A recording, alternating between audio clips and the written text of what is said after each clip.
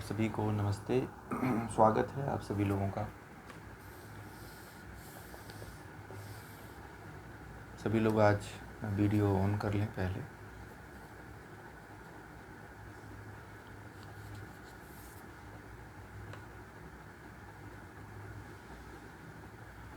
Video on कर लें तो सामने सामने आप लोग भी लगता है कि पढ़ते हैं, और इस समय तो ऑन करके ही रखा करिए आप लोग,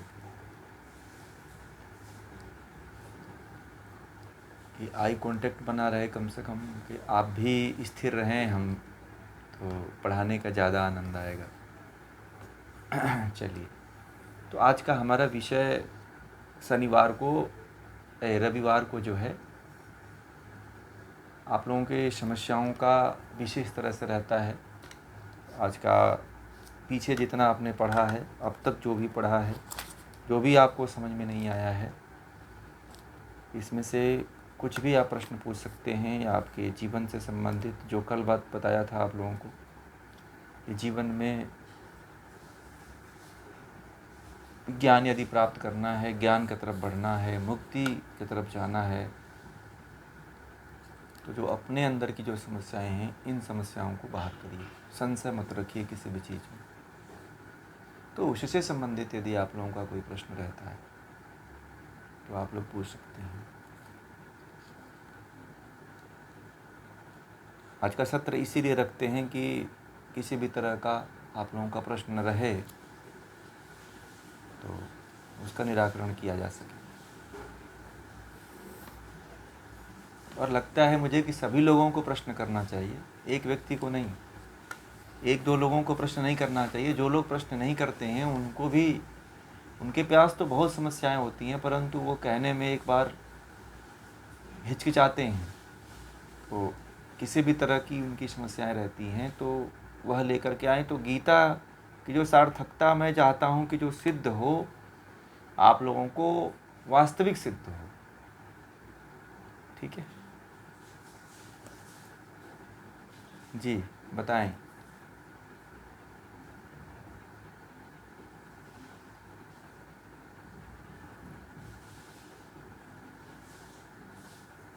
जी,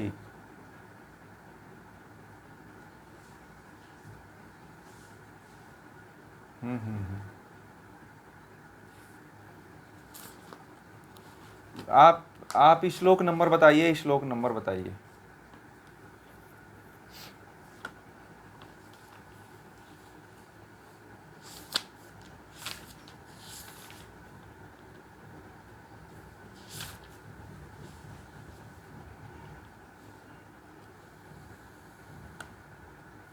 अच्छा, एक मिनट मैं देख लेता हूँ।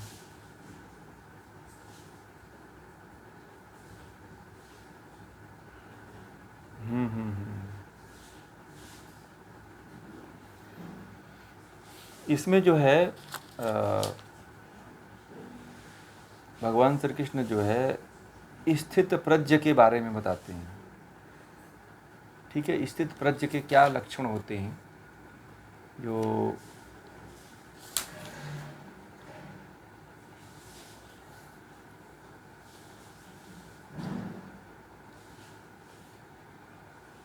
एक, हाँ, ये 49 नंबर का श्लोक है। ठीक है, 49 नंबर का जो श्लोक है वही है। तो इसमें भगवान श्री कृष्ण ये कहते हैं कि हे धनंजय, 49 नंबर में, हे धनंजय, बुद्धि योग, मतलब बुद्धि योग में कर्म योग और निष्काम कर्म, उसमें कर्म भी है, और जब आप कर्म करिए तो निष्काम कर्म करिए। ठीक से कर्म, यानी कि एक तो बुद्धि योग है जिसको कर्म योग, कर्म अर्थात योग, ठीक है, या फिर निष्काम कर्म से कर्म जो साधारण कर्म होता है, कर्म कांड, सकाम कर्म जिसको कहते हैं, जिसको कर्म कांड के बारे में इसकी चर्चा भी हुई थी। महेंद्र जी ने बहुत अच्छा प्रश्न भी किया था इसके ऊपर, और बहुत लंबा चर्चा हुआ था। बहुत घटिया है ये। मतलब इसको कह रहे हैं कि जो कर्म कांड है, सकाम कर्म है, इसको घटिया बता रहे हैं कि सबसे घटिया कर्म है ये, मतलब अच्छा कर्म की श्रेणी में नहीं आता है एक तरह से। तू बुद्धि योग मतलब कर्म योग अर्थात निष्काम कर्म योग में शरण ग्रहण कर, अर्थात तू कौन सा कर्म कर। ये जो सकाम कर्म है, कहने का मतलब उनका ये था कि तुम सकाम कर्म न करो। कौन सा कर्म करो? निष्काम कर्म योग करो। क्योंकि सकाम कर्म जो होता है, जो वह जो है हमेशा जो है, जो साधारण कर्म, एक तो साधारण कर्म और एक बुद्धि योग कर्म। बुद्धि योग वाला जो कर्म होता है वो निष्काम कर्म होता है, और जो सिंपल साधारण कर्म होता है वह सकाम होता है, जिसमें कर्म कांड हम लेकर के करते हैं। जैसे आजकल के जो पूजा पाठ हो रहा है ना, ये सारे पूजा पाठ जो है ये सकाम कर्म की श्रेणी में ही आते हैं।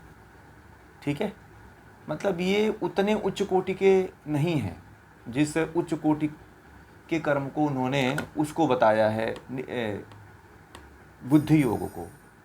तो जो आप बुद्धि से, बहुत अच्छा ये विषय है कि बुद्धि से अपने आप जो आप कर्म करते हो कि जिसमें आप साकाम कर्म न कर सको, तो वह ज़्यादा आपको मुक्ति की तरफ लेके जा सकता है। बुद्धि का उपयोग करके यदि आप चाहो तो अपने मन को जो है साकाम कर्म से हटा सकते हो। ठीक है, सिंपल भाषा में कि यदि हाँ, ये बुद्धि ही जो है आपको ज्ञान की तरफ लेकर के जाती है। निष्कामता मतलब ज्ञान की तरफ लेकर के जाती है, ये बुद्धि ही लेकर के जाती है। बात क्लियर हो गई। और उसमें हमने ये कहा था कि कहा था कि बुद्धि जो है, दार्शनिक साहित्यों में ऐसा कहा गया है कि बुद्धि के दो भेद बताए गए हैं। ठीक है, उसमें एक बताया गया था संशयात्मक बुद्धि और एक निश्चयात्मक बुद्धि। ठीक है, आप लोग नोट किए होंगे तो याद होगा आप लोगों को, लिखे भी होंगे। और कहते हैं कि संशयात्मक बुद्धि, जो संशयात्मक जो बुद्धि होती, बुद्धि को मन कहते हैं, माइंड कहते हैं। ठीक है, निश्चयात्मक बुद्धि, निश्चयात्मक को बुद्धि कहते हैं। संशयात्मक में मन होता है और निश्चय वाला होता है, उसको बुद्धि कहते हैं। यानी कि संशय को मन कहते हैं और निश्चय को बुद्धि कहते हैं। इसका अर्थ होता है कि जो मन जो है संशय में रहता है। पता है आप लोगों को,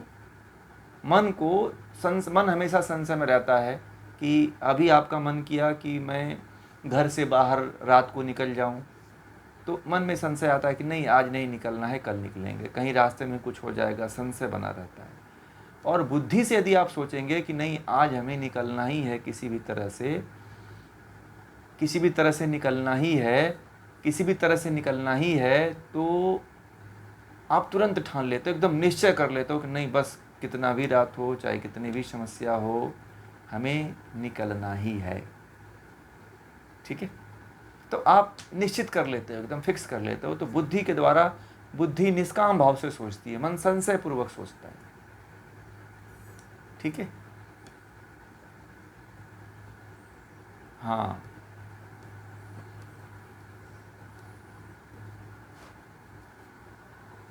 कर्म कांड में आते हैं और ये मन के ऊपर ही, मन के द्वारा होते हैं, संशय के रूप में होते हैं। जैसे आपने कर्म कांड किया तो आप ये सोचते हैं कि भगवान को फूल चढ़ाया है, अब उसमें तिलक नहीं लगाऊंगा तो पता नहीं भगवान हमारे पे खुश होंगे कि नहीं होंगे।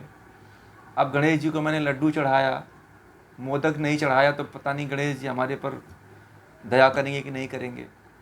तो संशय बना रहता है, वो सकाम हो गया। जैसे आप पूजा करते हो ना आप अपने घरों में, जैसे आप पूजा पाठ अपने घरों में करते हैं, तो आप लोग ये सोचते हैं कि कोई कमी ना रह जाए। रहता है कि नहीं रहता है, कहीं गलती ना हो जाए, है ना, कि कोई त्रुटि न हो जाए पूजा करने में, कि कहीं गड़बड़ी न हो जाए। तो संशय बना रहता है कि पता नहीं उसका पाप लग जाएगा कि अच्छा लगे, उसका पुण्य मिलेगा, यह संशय बना रहता है। तो ये सकाम कर्म की तरफ आते हैं ये सब। ठीक है, क्लियर हो गया।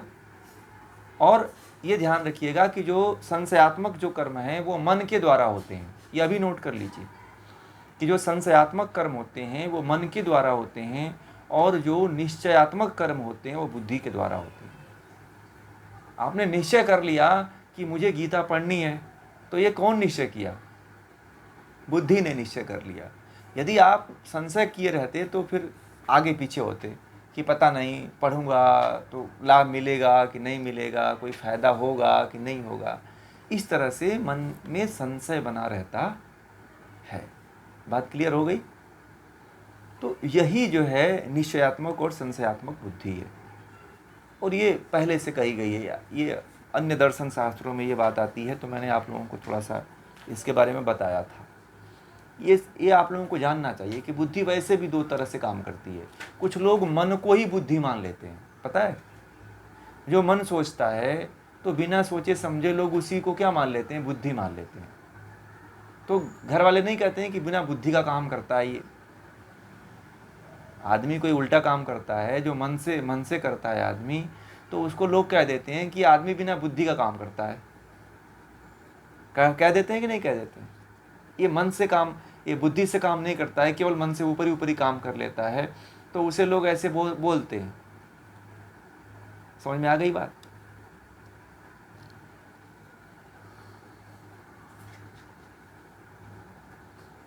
अगर मैंने सबसे पहले आगे,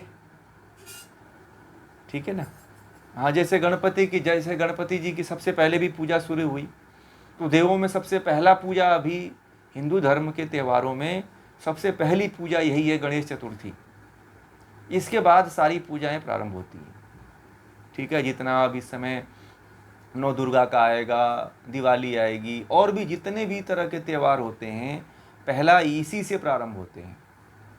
और ये प्रारंभ हो जाते हैं, उसके बाद से दुर्गा जी भी आती हैं, लक्ष्मी जी भी आती हैं, सब सारे देवताओं की पूजा होती है हमारे यहाँ। इसलिए इनको अग्र कहा गया है। गणेश जी के को भी अग्र कहा जाता है, उनका नाम भी है 108 नामों में जो है, ठीक। हाँ, 108 नाम अब जगह आप देखेंगे ना गणेश जी के, तो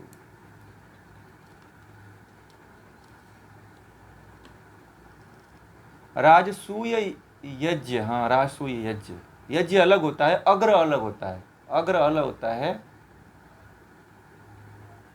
हाँ, अग्र पूजा उसमें जो है एक तरह से यज्ञ भी है, ठीक है? आप हवन के संबंध में पूछ रहे हो, तो यज्ञ भी एक, देखिए संस्कृत के अर्थों का, शब्दों का एक अर्थ नहीं होता है, ठीक है? तो अग्रज पूजा मतलब जो बड़े लोग होते हैं ना, उनकी भी होती है। जैसे कि अतिथि जो आते हैं उनकी भी पूजा की जाती है।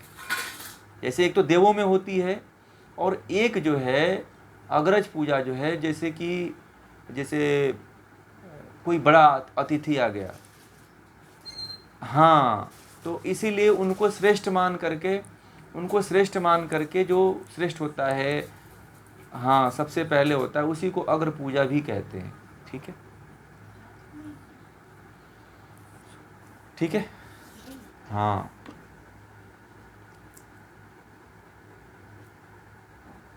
जी।